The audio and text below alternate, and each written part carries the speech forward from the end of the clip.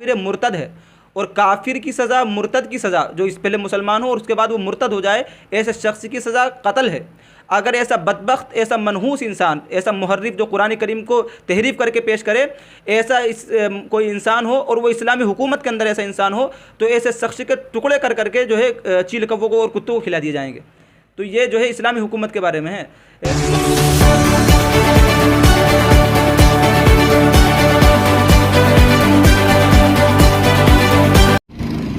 मैंने कुरान मजीद में से 26 वो विवादित आयतें जो आतंकवाद को बढ़ावा देती थी उनको हटाकर, और कुरान मजीद के जो सूरे थे वो सीरियल से नहीं थे, उनका क्रम संख्या ठीक करते हुए एक नया कुरान मजीद तैयार कर दिया है।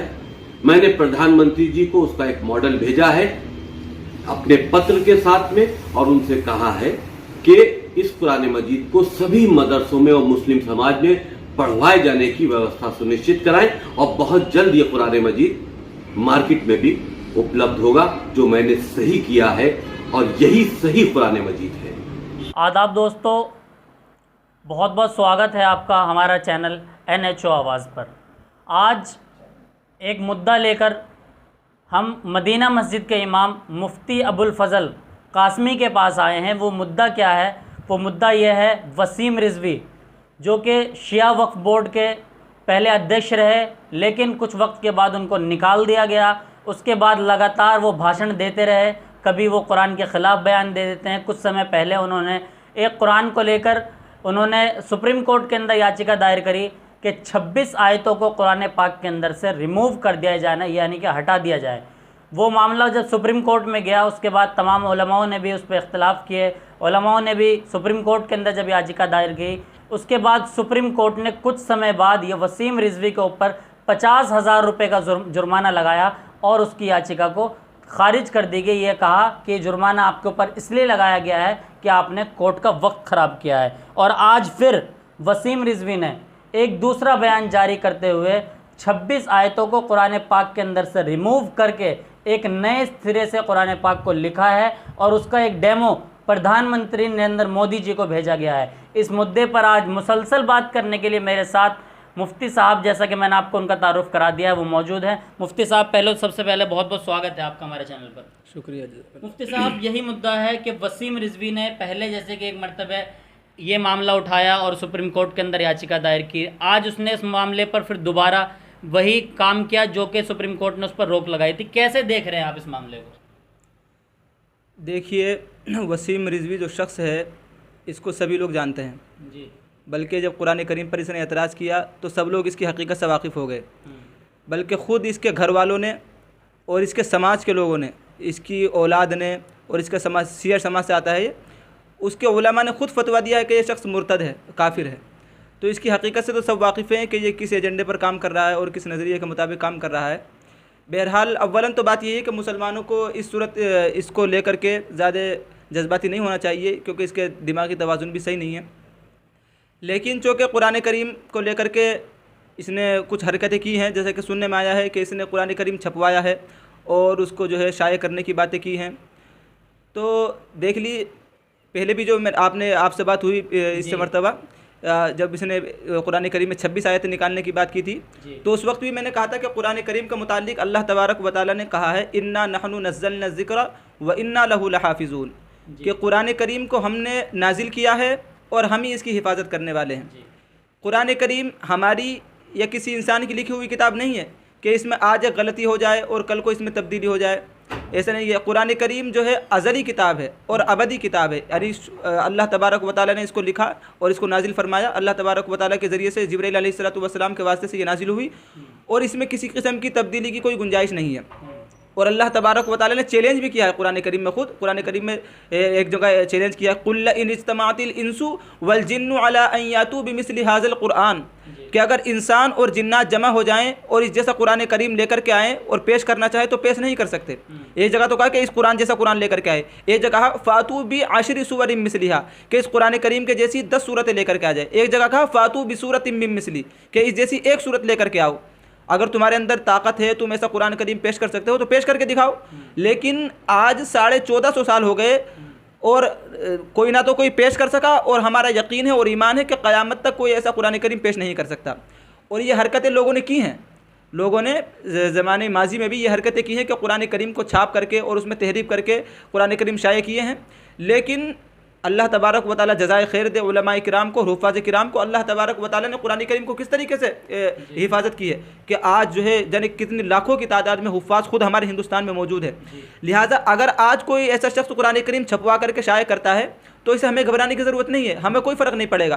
हमारी लाखों की तादाद में हुफ़ाज़ मौजूद हैं, और जो उसको खड़े होकर के एक छोटा सा यानी 10 साल का हाफिज़ भी खड़े होकर के उस तब्दीली को सही कर देगा। ऐसे बहुत सारे वाक़यात हुए, अंग्रेज़ों के ज़माने में ऐसे वाक़यात पेश आए कि उन्होंने कुरान करीम को जलाया, बल्कि जला समुंदर में बहाया और कहा कि हम कुरान करीम को मिटा देंगे।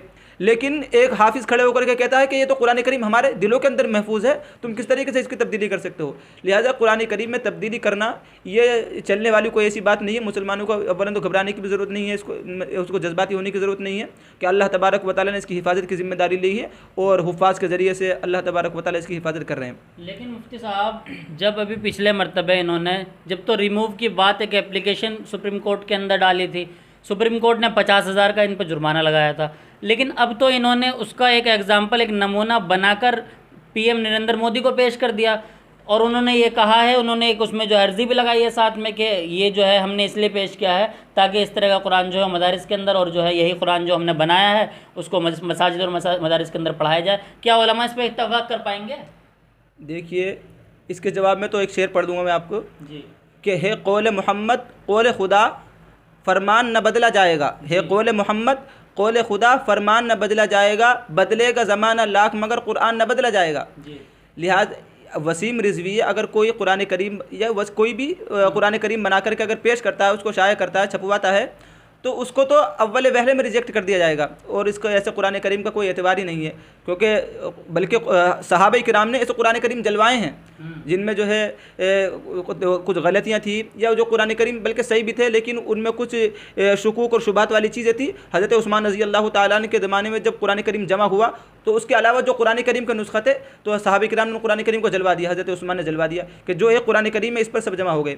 आज पूरे आलम के अंदर, पूरी दुनिया के अंदर एक कुरान करीम है। यहाँ हिंदुस्तान के अंदर हमारी मस्जिद में जो कुरान करीम रखा हुआ है वही कुरान करीम हरम शरीफ में अरब के अंदर भी है, वही कुरान इंडिया पाकिस्तान तमाम पूरी दुनिया के अंदर वही कुरान करीम मौजूद है। लिहाजा अगर एक शख्स उठ करके ऐसी बात करता है, कुरान करीम छाप करके शाया करता है, तो वो तो अव्वल पहले में लोग उसको रिजेक्ट कर देंगे, और ऐसे चलने वाली चीज़ नहीं है। मुफ्ती साहब, लेकिन वो 26 आयतों पे ही आखिर उसने, वसीम रिजवी ने मुद्दा क्यों उठाया? 26 आयतों में ऐसा कुरान पाक ने कौन सा मतलब जिहाद का ऐसा ऐलान कर दिया है कि भाई माहौल ख़राब हो सकता है मुल्क के अंदर, लोगों का खून बहाया जा सकता है, ऐसा कुछ उस आयतों के अंदर लिखा हुआ है कि वसीम रिजवी इस मुद्दों को उठा रहा है। बार बार सुप्रीम कोर्ट का दरवाज़ा खटखटाना या बार बार प्रधानमंत्री को चिट्ठियाँ लिखना, कहाँ तक मतलब कैसे देख रहे हैं? वो 26 आयतें आखिर उनमें क्या छुपा हुआ है जो राज लोगों के सामने नहीं आ पा रहा है, वो बताना लोगों को ज़रूरी है।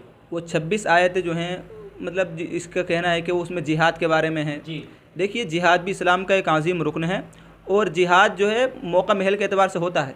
असल बात यह है कि कुरान करीम को समझना चाहिए, जिसने कुरान करीम को समझा है उलमा किराम से समझना चाहिए कि कुरान करीम की इस आयत का क्या मतलब है, और ये आयत जिहाद ये कब इस पर अमल किया जाएगा। आज हिंदुस्तान के अंदर कितने करोड़ों की तादाद में मुसलमान है, तो कोई मुसलमान खड़े होकर के नहीं कहता कि भाई मैं जिहाद करूँगा, मैं जो है फ़ला काफिर को कत्ल कर दूँगा, हालांकि कुरान करीम में इस तरह की आयतें हैं। तो क्या है भाई, उनका पस मंज़र समझने की ज़रूरत है। वो कुरान करीम की आयत कब नाजिल हुई और किसमें कैसे माहौल में नाजिल हुई और किन लोगों को कहा गया है, तो उलमाए किराम ने उन 26 आयतों का पस मंज़र समझाया है कि वो आयतें इस पस मंज़र में है और इस माहौल के लिए, इन लोगों के लिए है। तो उन आयतों को लेकर के आदमी को ये कहने लगे कि भाई इसमें आतंकवाद को बढ़ावा मिल रहा है या जिहाद के बारे में है, तो हिंदुस्तान में ये ऐसी चीज़ नहीं है। बल्कि उलमा ने उसको समझाया कि जिहाद अगर होता है तो उसका एक मौका होता है, महल होता है, और उसके लिए एक तरतीब होती है। हर एतबार के उसको कहीं भी कोई आयतों को फिट कर दिया जाए, ऐसा नहीं होता। तो लिहाजा उन आयतों को समझने की ज़रूरत है। उनके मुतालिक जो गलत शुकूक और शुबहात पेश किए गए हैं, या उनकी दिमाग में जो भी चीज़ें हैं, उनको उलमा किराम से समझे कि भाई इनका क्या मतलब है और कब इन आयतों पर अमल होता है। ये नहीं कि बस उसमें अगर ये है कि कत्ल करना है तो कत्ल कर दो, काफिरों को कत्ल कर दो, मुशरिकों को कत्ल कर दो, ऐसा नहीं है।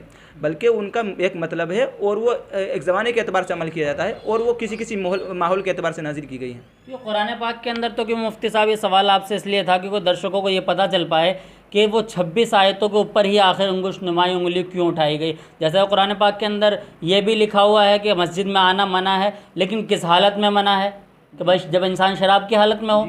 तो इसी तरीके से मतलब जिहाद का भी तज़किरा है, लेकिन कौन से वक्त पर, जैसा कि आपने बताया कि मौके महल के हिसाब से, ऐसा ही है मुफ्ती साहब कि भाई कुरान देखिए आपने जो आज बहुत अच्छी पेश की कि कुरान करीम में अल्लाह ताला ने हुक्म दिया या अय्युहल्लज़ीना आमनू ला तक़रबुस्सलाता व अंतुम सुकारा। जी, अगर कोई आदमी इस आयत को काट करके या अय्युहल्लज़ीना आमनू ला तक़रबुस्सला के ए ईमान वालों नमाज के करीब मत जाओ, ये कहने लगे कि भाई हम तो नमाज नहीं पढ़ेंगे, बिल्कुल बिल्कुल तो वो क्या हुआ, उसने इसको आधी आयत को काटा, आधी को समझा, आधी को नहीं समझा। जी हालांकि अल्लाह ताला कह रहा है नशे की हालत में नमाज के करीब मत जाओ। जी जी इस तरीके से जिहाद की आयतों को समझ लीजिए। अल्लाह ताला कह रहे हैं कि जिहाद फला मौके पर होता है जब माहौल पैदा हो जाए और उसका एक इलाका होता है, लोगों की तादाद होती है, यानी कि जहाँ भी खड़े होकर के ये कह दो कि हम जिहाद करने वाले हैं या इस्लाम जो जिहाद का हुक्म दे रहा है, वो इसका माहौल होता है। क्योंकि जैसा कि 26 आयतों को लेकर ये मुद्दा उठाया जा रहा है, अगर इस 26 आयतों पर इतना कट्टरपंथी जिस तरीके से दिखाई जा रही है वसीम रिजवी के थ्रू, मैं ये कह सकता हूँ कि नालायक इंसान है वसीम रिजवी। क्योंकि ऐसे इंसान को जिसने इस तरीके से मतलब कट्टरपंथी उसमें पेश की है, अगर ऐसी कट्टरपंथी का सबक अगर मुझे लगता है कि मज़हब इस्लाम देता तो शायद इस मज़हब इस्लाम का मतलब इतना बड़ा तबका ना फैल रहा होता, लोग रोज़मर्रा जो है वो मज़हब इस्लाम के अंदर दाखिल ना हो रहे होते। वही तो ये बात जैसे ये कहते हैं कि कुरान करीम में काफिरों को कत्ल करने का हुक्म दिया जी, है, बिल्कुल। हिंदुओं को, बल्कि वो से लोग कहते हैं कि हिंदुओं को कत्ल करने की, देखिए काफिरों को कत्ल करने के लिए कहा जा रहा है, मुशरिकों को कत्ल करने के लिए कहा गया है। भाई अगर ये आयत होती जैसा आप समझ रहे हो, ऐसा अगर समझते मुसलमान इसको, तो हिंदुस्तान में कितने 100 साल तक मुसलमानों ने हुकूमत की है, तो उस पर अमल करके तो सारे मुशरिकों को कत्ल कर दिया जाता। लेकिन वो ऐसे नहीं है कि भाई कत्ल कर दो, उसका जो है माहौल पस मंज़र है कि भाई काफिर मुकाबला करे और जब जंग हो, बल्कि जिन जिन आयतों में कत्ल करने के लिए कहा गया है ना, तो वो है कि भाई काफिरों ने जब अल्लाह के रसूल पर हमले किए, मुसलमानों पर हमले किए, तो अल्लाह ताला कहते हैं कि तुम भी क़िताल करो, तुम भी उनका मुकाबला करो।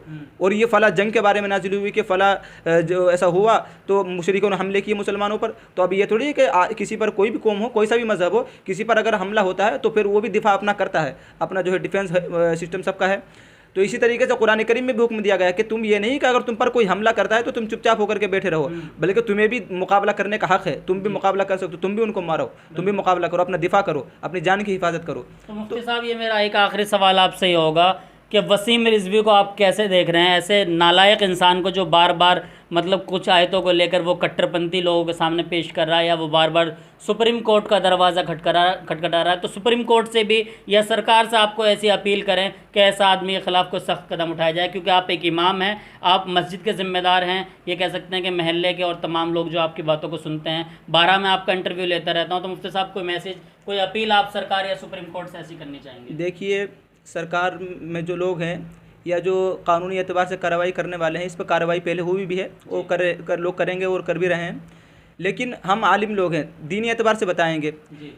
वसीम रिजवी जैसा शख्स जिसने कुरान करीम में तहरीफ की बातें की है पहले भी, और कुरान करीम अब तहरीफ करके उसने छाप भी दिया है, और ये ऐसे शख्स के बारे में खुद शियों ने फतवा दिया है कि ये काफिर है, मुर्तद है, और काफिर की सज़ा, मुर्तद की सज़ा, जो इस पहले मुसलमान हो और उसके बाद वो मुर्तद हो जाए, ऐसे शख्स की सज़ा कत्ल है।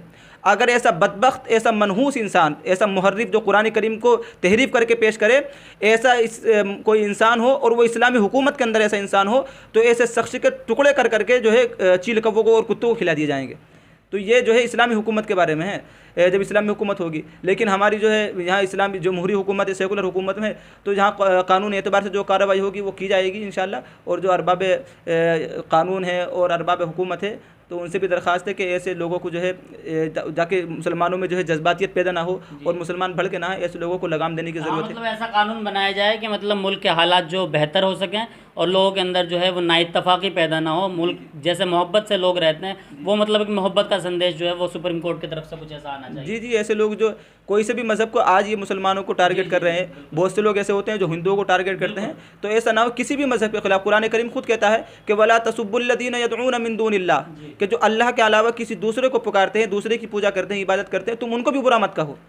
तो जब उन लोगों को जो दूसरे धर्म वाले हैं, दूसरे मज़हब वाले हैं, इस्लाम मना कर रहे हैं, उनको बुरा मत कहो, तो हमें इस्लाम, जो इस्लाम जामे मज़हब है, उसको कैसे बुरा हम बर्दाश्त कर सकते हैं, उसकी बुराई कैसे बर्दाश्त की जा सकती है। तो इसलिए जो है हर मज़हब का जो है जो कानून है चाहे कैसी भी है, जो लोग उसको मानने वाले हैं उसकी एक जो है एहतराम है और उनका जो है एहतराम होना चाहिए।